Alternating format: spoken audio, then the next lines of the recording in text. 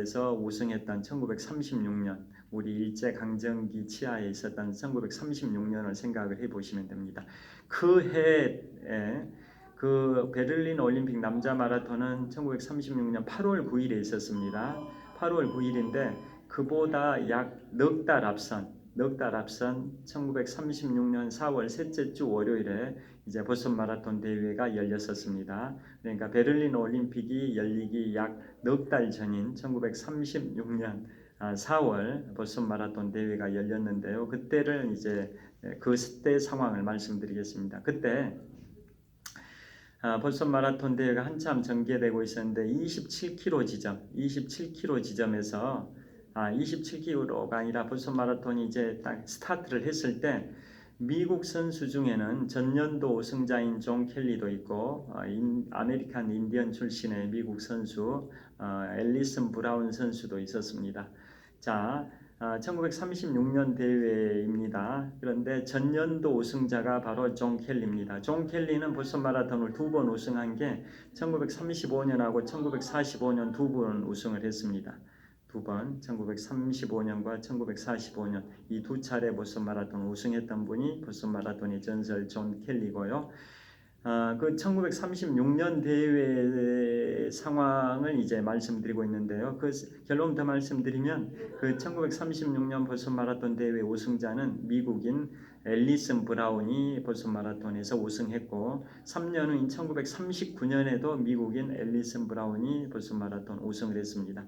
그러니까 보스턴 마라톤 우승 관련해서 존 켈리는 1935년 대회와 1945년 대회에서 우승을 했고 그 미국인 앨리슨 브라운은 1936년 대회와 1939년 대회에서 보스턴 마라톤 우승을 했다라고 일단 결론부터 말씀드립니다. 그래서 1936년 4월 셋째 주 월요일 보스턴 마라톤 대회 이제 출발 선상에서 힘차게 출발을 하는데요.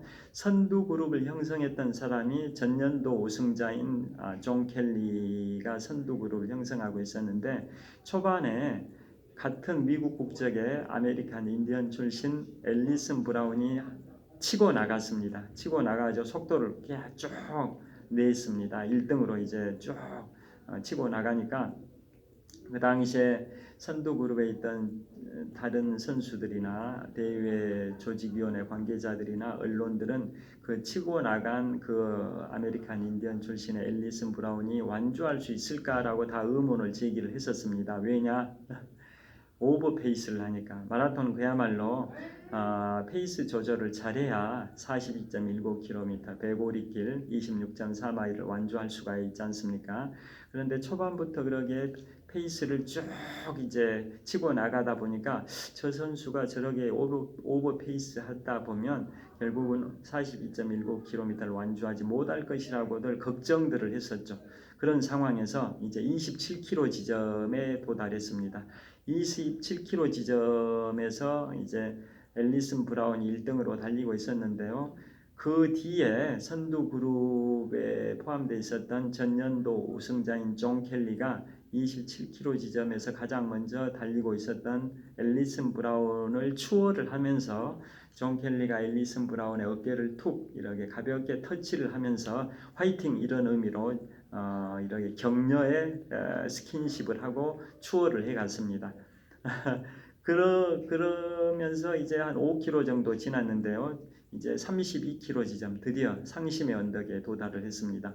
그 보스턴 마라톤의 32km 지점은 약 한 2km 정도가 완만한 오르막길이 시작이 되는데요. 32km 지점에서 오르막길이 시작돼서 한 34km 지점까지 약 2km 정도에 걸쳐서 완만한 오르막길이 전개됩니다. 그래서 그곳을 상심의 언덕, 힘든 구간이죠.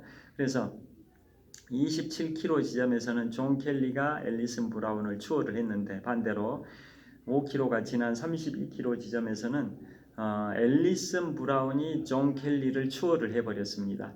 그러니까 추월을 당한 전년도 우승자인 존 켈리가 추월해 나가는 앨리슨 브라운을 바라보면서 허탈한 표정을 지었습니다. 마음의 상처를 입은 상심의 마음이 상처를 입은 굉장히 허탈한 내가 추월을 당했구나라고 허탈한 표정을 지었습니다. 왜냐하면 오르막길이 계속 전개되는데 힘이 굉장히 많이 빠져 있는 거죠. 32에서 35km 지점은 보통 마라톤의 벽, 마의 구간이라고 표현하는데요. 그 구간은 정말 힘들죠. 에너지가 다 소진되고 탈진이 되는 그런 상황이다 보니까 거기에서 추월을 당하게 되면 정말 이제 상심을 할 수밖에 없죠. 그래서 추월당한 전년도 우승자인 존 켈리가 추월해 가는 앨리슨 브라운을 바라보면서 상심 허탈한 표정을 지으니까 그 당시에 취재를 하고 있었던 보스턴 글로브지의 기자가 그걸 사진을 촬영하고 그 타이틀을 뭐라고 기사를 보도했냐면 브레이킹 켈리스 하트라고 표현했습니다. 존 켈리의 마음에 상처를 입혔다 이런 뜻입니다. 즉 전년도 우승자인 존 켈리를 상심시켰다 이런 의미죠. 브레이킹 켈리스 하트 이런 식으로 해서 그게 이제 상심의 언덕이라는 그 지명이 생긴 겁니다. 존 켈리의 마음에 상처를 입혔다 그런 의미고 그런데 그게 한국으로 전파되면서는 그게 하트 브레이크 힐로 전파가 됐습니다. 하트 브레이크 힐, 심장 파열의 언덕이라는 의미지 않습니까? 계속 2km 정도 완만한 오르막길이 전개되다 보니까 그 마라톤의 벽, 마의 구간에서 체력이 소진된 상황에서 오르막길이 계속 되다 보니까 너무나도 심장이 막 터져버릴 것처럼 힘든 그 구간이다 이런 의미에서 한국에서는 그것을 하트 브레이크 힐로 번역을 했었습니다. 그래서 한국에서는 그걸 상심의 언덕이 아닌 심장 파열의 언덕이라고 부르게 됐는데요. 그건 잘못된 표현이고 원래 원뜻은 바로 브레이킹 켈리스 하트, 상심의 언덕이라는 말이 맞다 이런 의미입니다. 그래서 오늘 세계 최고 권위의 마라톤 대회를 소개해드리면서 처음에는 한국인이 3번 우승한 그 보스턴 마라톤, 그래서 한국인과 인연이 깊은 보스턴 마라톤이다라는 걸 말씀드렸고요. 이번에 지금까지 말씀드린 두 번째 주제는 바로 송기정 선수와 인연이 깊은 보스턴 마라톤의 전설 존 켈리와 관련된 게 바로 상심의 언덕이라는 말이 존 켈리와 관련돼서 탄생됐다라는 것을 말씀드렸고요. 그 다음에 이제부터는 세 번째 주제가 바로 세계 여성 최초로 공식적으로 풀코스를 완주한 캐서린 스위처에 관하여 말씀드리겠습니다. 자, 캐서린 스위처가 지금부터 7년 전인 2017년 보스턴 마라톤 대회에서 보스턴 마라톤을 완주를 하기를 4시간 44분의 기록으로 완주했습니다. 4시간 44분. 그런데 2017년 4월 보스턴 마라톤 대회니까 보스턴 마라톤 120주년 때입니다. 그 120주년 보스턴 마라톤 대회 때 캐서린 스위처가 70살의 나이로 보스턴 마라톤에서 4시간 44분의 기록으로 골인을 했는데요.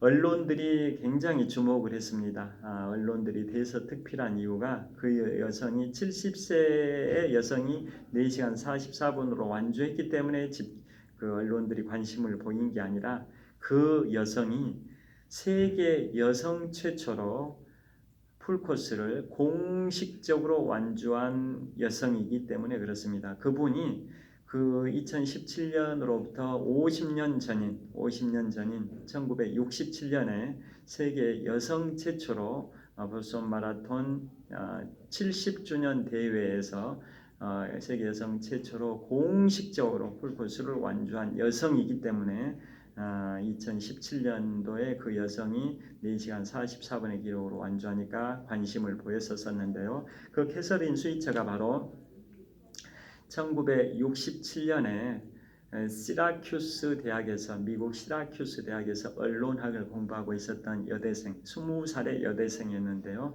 그 여대생이 바로 1967년 보스턴 마라톤 70주년 대회에서 세계 여성 최초로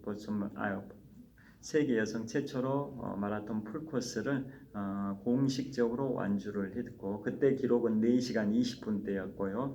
그 뒤로도 몇 차례 보스턴 마라톤을 완주했는데 세계 여성 최초로 완주했던 1967년으로부터 50년이 지난 2017년에 70살의 나이로 다시 한번 보스턴 마라톤에서 4시간 44분의 기록으로 골인을 하다 보니까 언론들이 관심을 가지게 됐는데요. 그 캐서린 스위처가 바로 2017년 그 완주 시점을 기준으로 따진다면 그로부터 50년 전인 1967년에 세계 여성 최초로 벌써 마라톤을 공식적으로 완주한 여성이기 때문에 관심을 보였었던 거고, 그러면 이제 캐서린 스위처가 완주했던 세계 여성 최초 풀코스 공식 완주자가 된 그 탄생 배경을 설명드리도록 하겠습니다.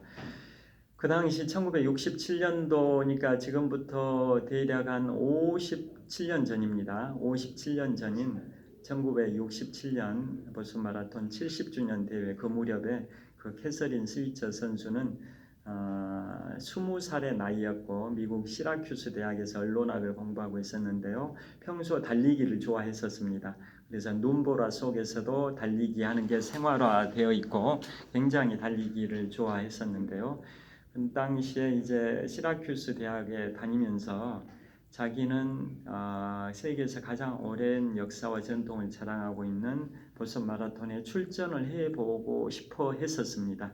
그런데 그 당시만 하더라도 여성이 마라톤 대회에서 참가하는 것은 불가능했었습니다. 왜냐하면 그 당시에는 여성들은 아예 참가 자격이 부여되질 않았었습니다. 자,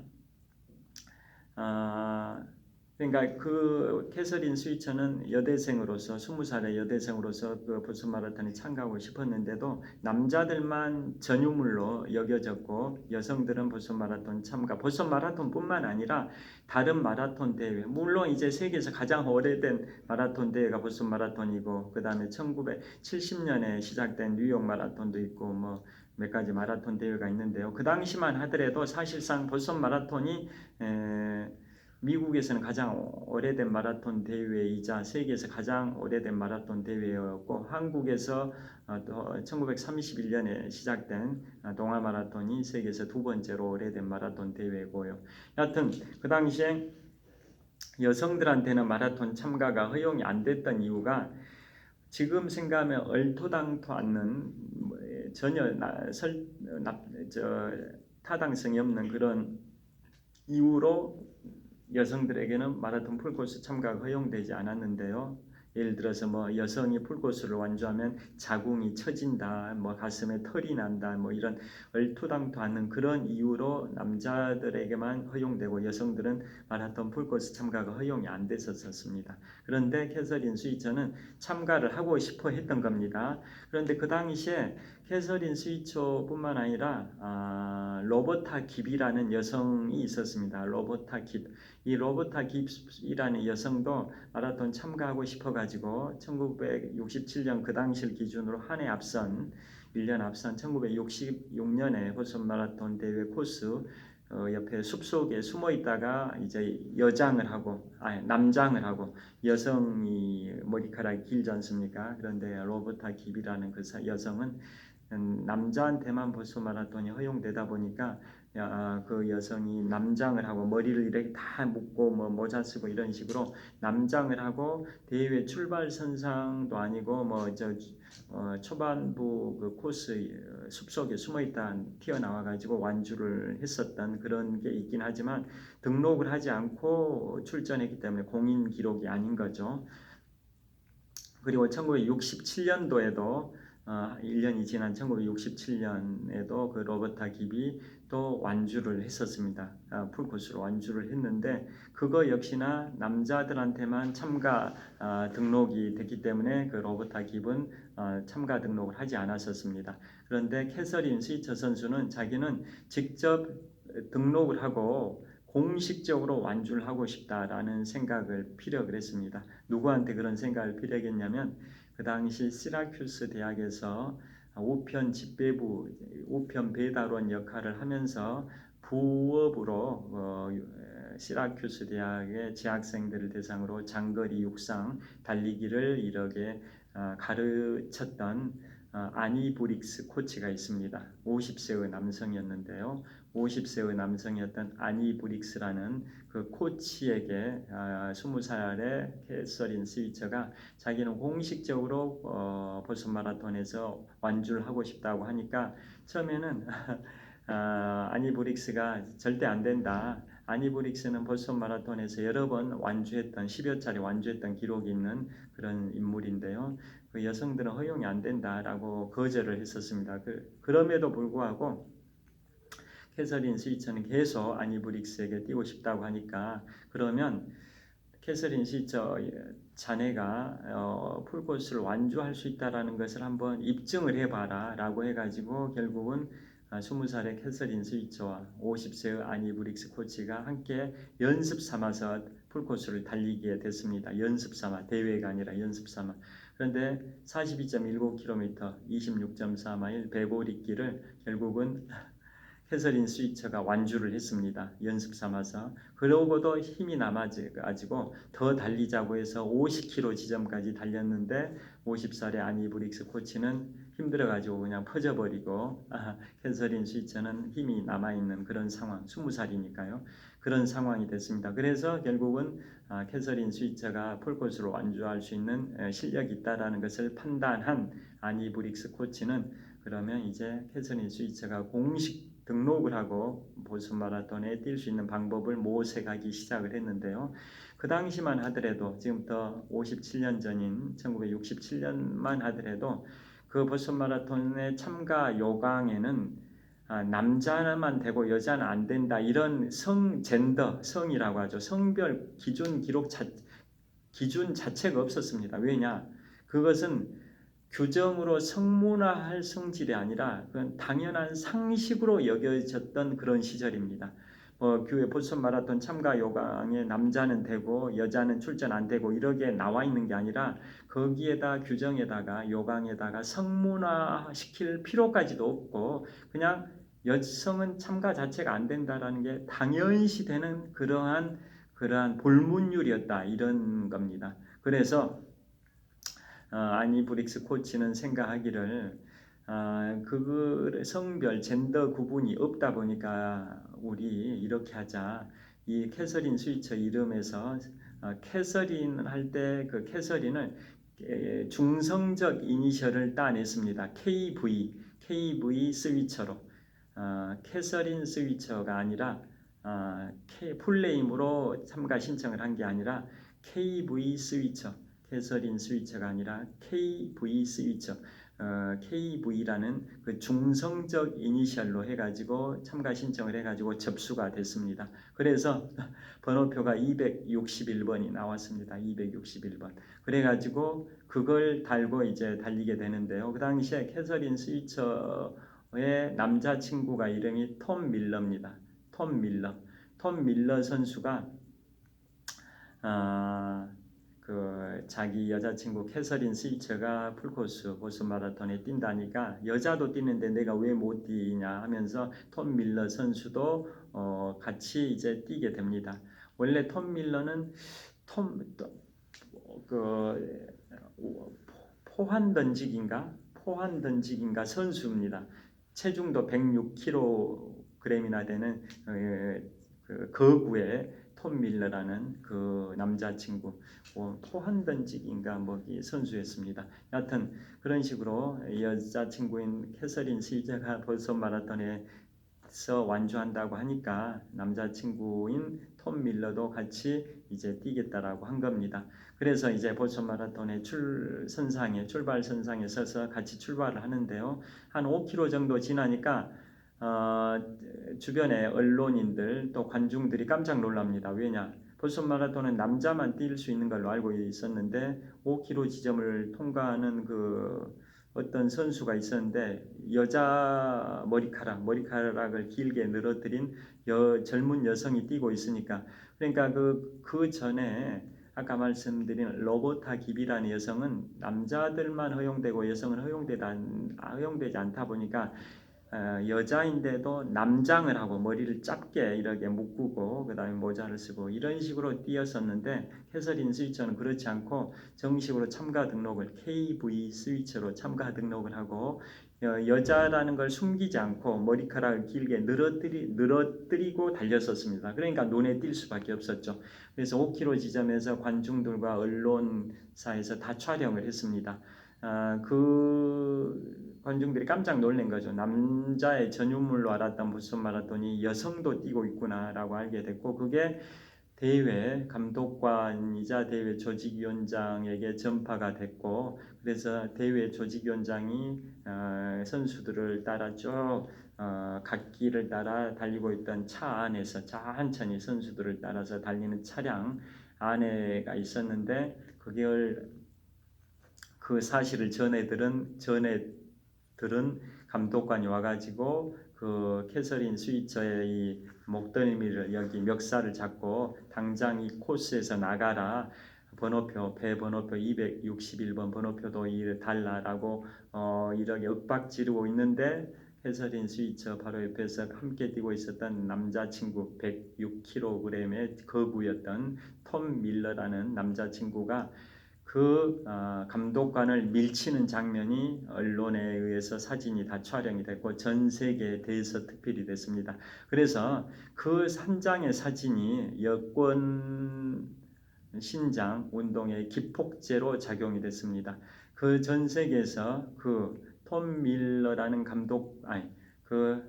대회 조직위원회 감독관이 캐서린 스위처의 이렇게 멱살을 잡고 번호표 261번 번호표를 반납하고 나가라라고 할 때 그것을 지켜봤던 옆에 그 남자친구 톰 밀러가 그 감독관을 밀치는 그 장면이 사진 촬영이 돼가지고 언론에 보도되니까 왜 여성들은 못 뛰게 하냐라는 운동이 이제 전개됐고 그래서 그 한 장의 사진이 세계 여성 여권 신장 운동의 기폭제로 작용이 됐고요. 그 덕분에 결국은 그래가지고 남자친구가 그 감독관을 이렇게 밀치면서 여자친구 캐서린 스위처를 챙겨가지고 같이 완주를 했습니다. 그래서 4시간 20분대의 기록으로 세계 여성 최초의 공식 풀코스 완주자가 됐습니다.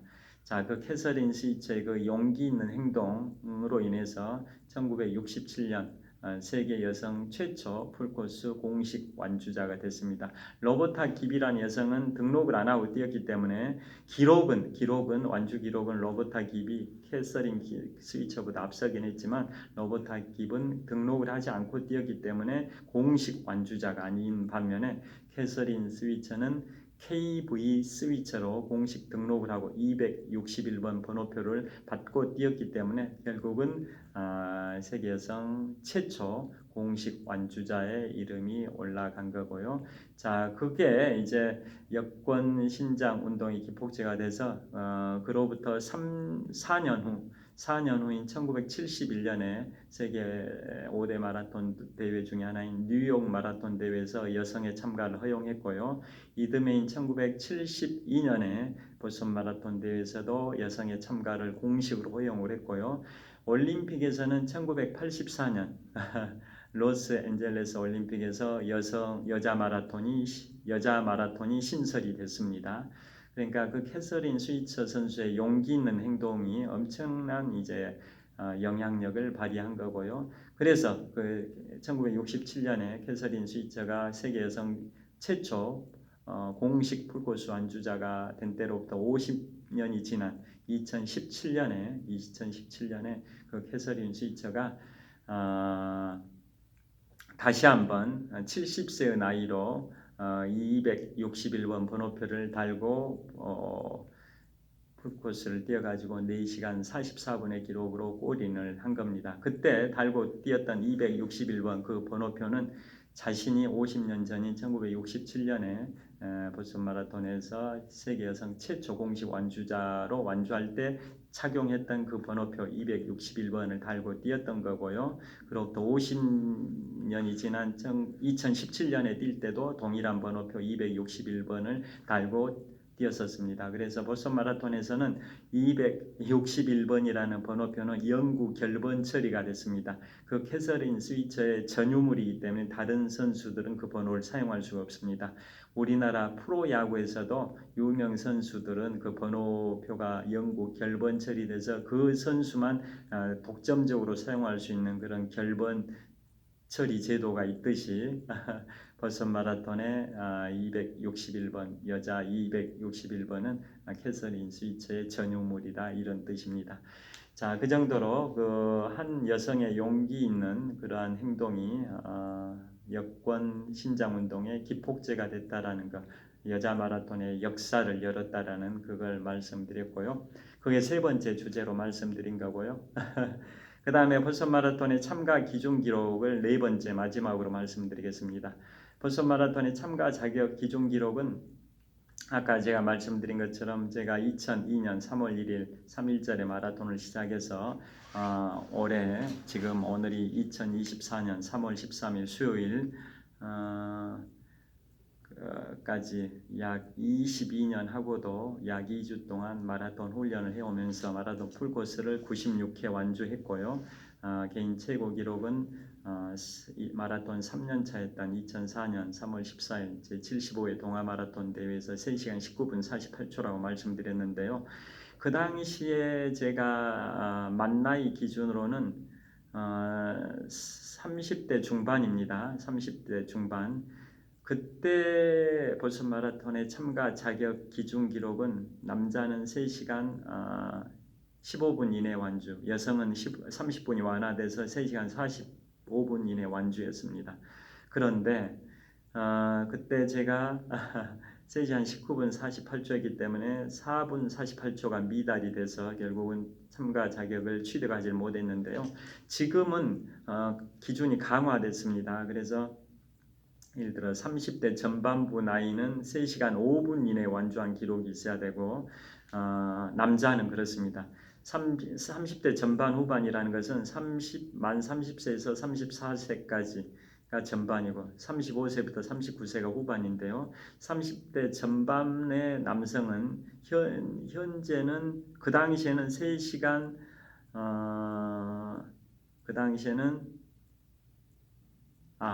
그 당시에 제가 2004년도니까 30대 그 당시에 후반부였습니다. 후반부. 그 당시에 30대 후반부. 그 당시에 30대 후반부니까 만 35세에서 39세까지입니다. 만 35세에서 39세. 그 연령대 30대 후반부의 남성은 그 당시에는 3시간 15분 이내 완주하면 되는데 지금은 더 강화돼서 3시간 5분 이내 완주입니다. 여성은 30분이 완화돼서 그 당시에는 3시간 45분 이내 완주인데 지금은 더 강화돼서 3시간 35분 이내 완주해야 됩니다. 그리고 지금 제가 50대 후반부의 나이에 접어들었는데요. 지금 50대 후반부는 3시간 35분에 완주를 해야 됩니다. 지금 만 55세에서 59세까지의 남성은 3시간 35분 이내에 완주해야 되고 여성은 30분이 완화돼서 4시간 5분 이내에 완주하면 됩니다. 자, 이런 식으로 보스턴 마라톤 대회 출전일을 기준으로 과거 1.5년 이내, 대략 1년 반 이내에 세계 육상경기연맹이 공인하는 그 마라톤 코스에서 완주한 기록표가 있어야 보스턴 마라톤에 참가할 수 있고 그 기록 안에 들어서 참가했다 할지라도 다 참가가 허용되는 게 아니라 추첨을 합니다. 추첨해가지고 또 당첨이 돼야 또 출전할 수가 있습니다. 자, 그러다 보니까 보스턴 마라톤에 출전해서 완주하는 것은 마라토너들한테는 정말 명예롭고 자랑스러운 일이다. 뭐 그런 의미인데요. 그 관련해서 이제 마지막으로 한국, 미국, 일본, 한미일 3국의 명사들의 42.19km 완주 기록에 관하여 말씀드릴 텐데요. 이 기록을 들어보시면 정말 보스턴 마라톤 기준 기록 이내 골이 나기가 어렵구나 라는 것을 실감하실 겁니다. 자, 아까 말씀드린 것처럼 50대 후반 만 55에서 59세까지 남자는 3시간 35분 이내 완주, 여성은 4시간 5분 이내 완주. 또 50대 전반부를 말씀드리면 만 50에서 54세까지 남성은 3시간 25분 이내 완주, 여성은 3시간 55분 이내 완주 라는 기록이 있어야 출전할 수 있습니다. 여성은 체력적으로 남성보다는 좀 체력이 약하다 보니까 남자 기준 기록보다는 여자 기준 기록이 30분이 완화되어 있습니다. 자, 그래서 한미일 3국의 명사들의 풀코스 완주 기록을 말씀드리면, 첫째, 연도순으로 한번 말씀드려 보겠습니다. 연도순으로 일본의 대문호 무라카미 하루키, 매년 노벨 문학상 후보에 거론이 되는 분이기도 하는데요.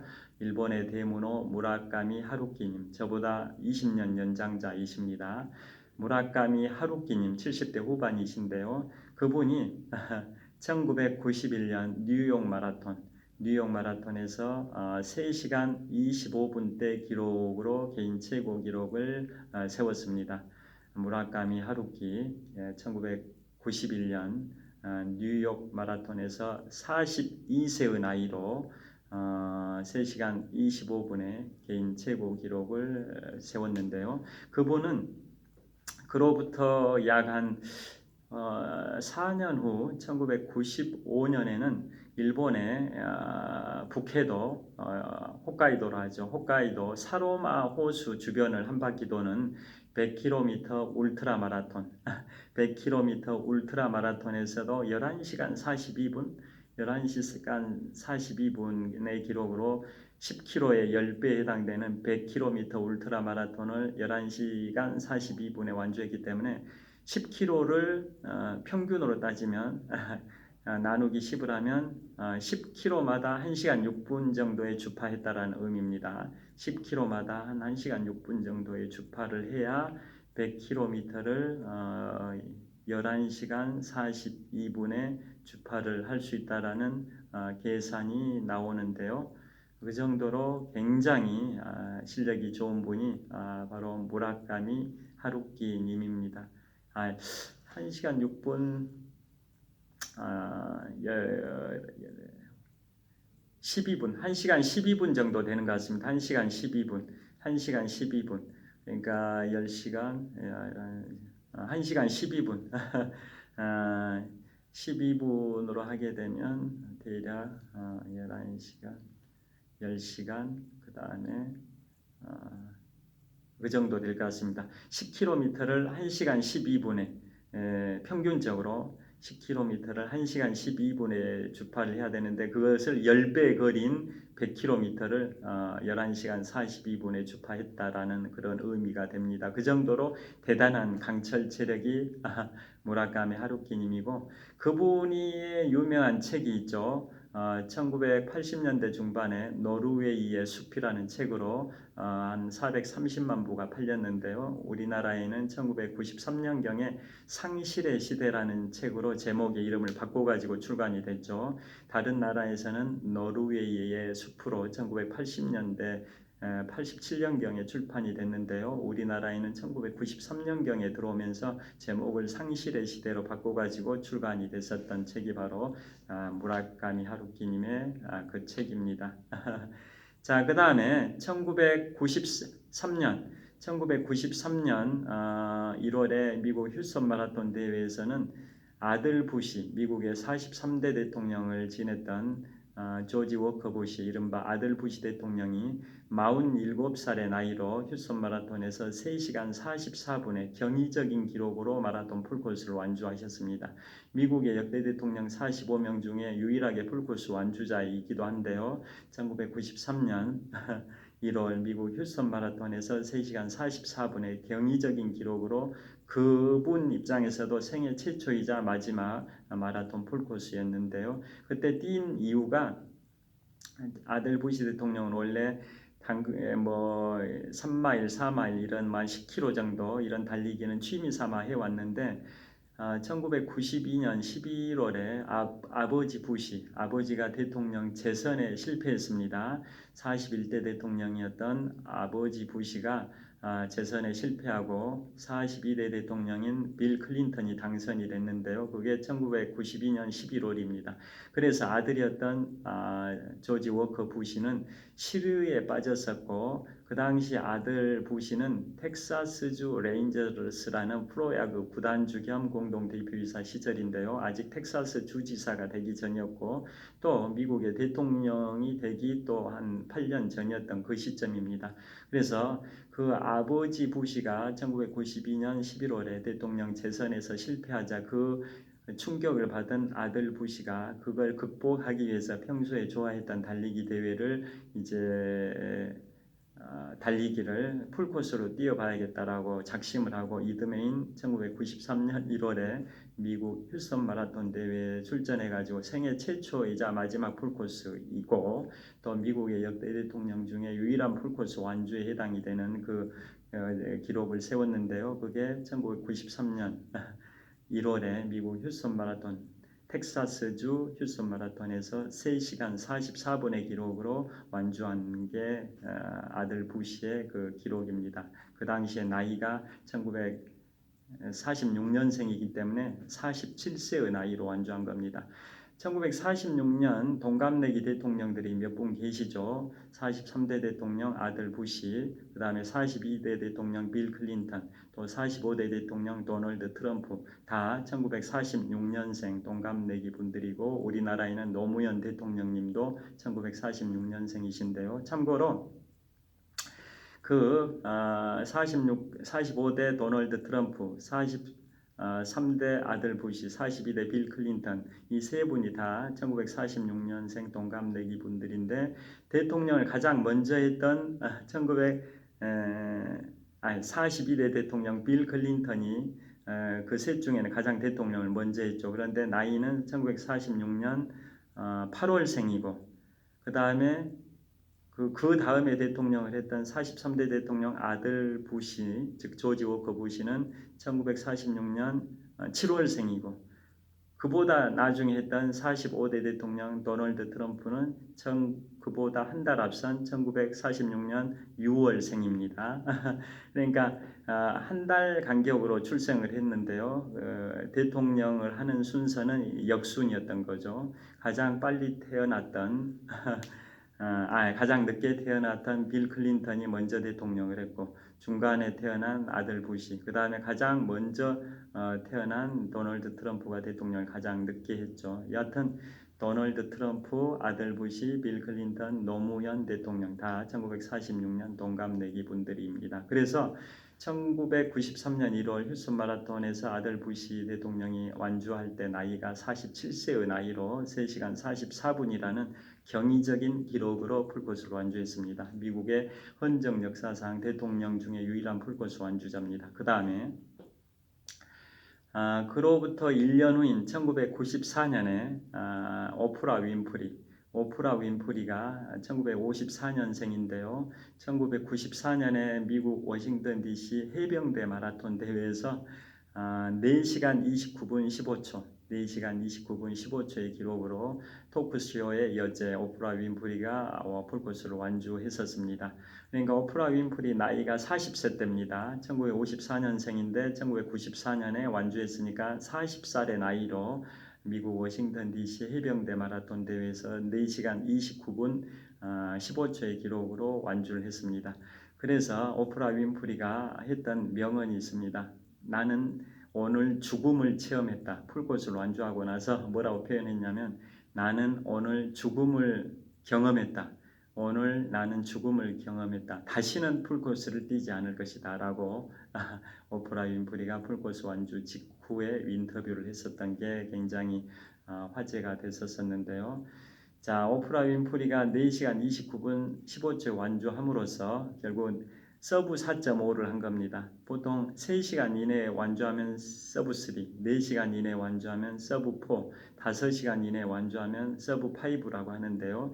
4시간 29분 15초니까 대략 4시간 반 이내에 완주한 거죠. 그래서 그걸 서브 4.5라고 합니다. 서브 4.5. 그래서 아마추어 마라토너들한테는 목표 기록이 풀코스를 4시간 30분 이내에 완주하는 건데요. 풀코스를 최초 완주하는 것도 어렵지만 4시간 반 이내에 완주하는 건 정말 어렵습니다. 아마추어들에게는. 그런데 오프라 윈프리가 4시간 29분 15초에 완주함으로써 아마추어들한테는 그 기준 기록이 꿈의 기록, 목표 기록이 됐습니다. 그래서 4시간 30분 이내의 완주를 오프라 윈프리의 이름을 따가지고 오프라 라인 또는 윈프리 라인이라고 표현을 합니다. 아마추어들한테는 꿈의 그 완주 목표 기록입니다. 그게 1994년 마라톤 대회, 워싱턴 DC 해병대 마라톤 대회였고요. 그로부터 3년 후인 1997년에 바로 엘 고어 전 미국 부통령, 그 당시에 미국 현직 부통령이었습니다. 그 당시에 미국의 현직 부통령이었던 엘 고어, 그러니까 미국의 42대 대통령 빌 클린턴 정부에서 부통령을 했던 분이 바로 엘 고어인데요. 엘 고어는 1948년생입니다. 대통령이었던 42대 대통령 빌 클린턴은 1946년생인데 부통령이었던 엘 고어는 2살 젊은 1948년생입니다. 그 엘 고어는 나중에 이제 기후 변화를 주창하셔서 노벨 평화상까지 받으신 분인데요. 그 엘 고어 부통령이 부통령 현직 시절인 1997년 미국 워싱턴 DC 해병대 마라톤 대회에서 4시간 58분입니다. 그러니까 오프라 윈프리보다도 기록이 늦죠. 한 28분 늦게 골인을 했는데요. 오프라 윈프리는 4시간 29분 15초. 엘고 부통령은 4시간 58분대에 골인했으니까 엘고가 오프라 윈프리보다 한 29분 늦게 골인을 한 겁니다. 여하튼 엘고 부통령이 그 당시에 현직 부통령 신분에서 1997년 워싱턴 DC 해병대 마라톤 대회에서 4시간 58분 이내 4시간 58분대 완주함으로써 미국 역사상 현직 선출직 공무원으로서는 최고위직 공무원의 마라톤 풀코스 완주로 기록에 남아 있습니다. 미국 헌정 역사에서 현직 전직이 아니라 현직 선출직 공무원에서 최고위직의 풀코스 완주로 기록에 남아 있습니다. 그게 1997년 워싱턴 DC 해병대 마라톤 대회에서 그 당시에 나이 49세의 엘 고어 현직 부통령이 풀코스를 완주했는데요. 그 당시에 따님 두 분과 함께, 딸내미 두 분과 함께 풀코스를 완주를 하셨었습니다. 그 전에 1993년 1월에 조지 워커 부시 대통령은 대통령이 되기 전이었고 또 텍사스 주지사가 되기 전이었고 텍사스 레인저스라는 프로야구 구단의 구단주경 공동대표이사 시절에 완주했던 거지 현직 대통령 시절에 완주한 건 아니었습니다. 그에 반해서 그로부터 3년이 지난 1997년에 워싱턴 DC 해병대 마라톤 대회에서 엘 고어 부통령의 완주는 현직 부통령, 현직 시절에 완주를 한 겁니다. 49세의 나이에. 그 다음에 1년 후인 1998년에는 바로 지금 현재 46대 미국 대통령 조 바이든의 영부인이신 질 바이든 여사가 1998년 워싱턴 DC 해병대 마라톤 대회에서 4시간 30분 2초의 기록으로 완주했습니다. 질 바이든 여사가 1951년생이기 때문에 1998년에는 47세의 나이입니다.